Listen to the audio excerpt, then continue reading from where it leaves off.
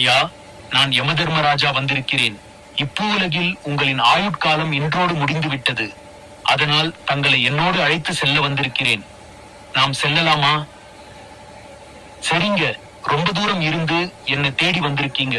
என்னை பார்க்க வந்தவங்க யாரையும் நான் வெறும் வயித்தோடு அனுப்பினதில்ல. நீங்க முதல்ல போய் வயிறார சாப்பிடுங்க, அப்புறம் நாம போலாம்.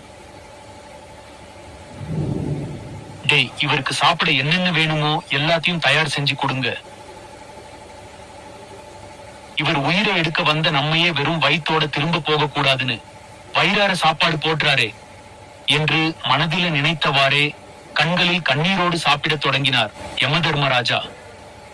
இதுக்கு அப்புறம் யாருக்கும் நம்மளால சாப்பாடு போட முடியாதுன்னு நினைச்சி மிகவும் மனவலியுடன் அழுதார் கேப்டன் அவர்கள்.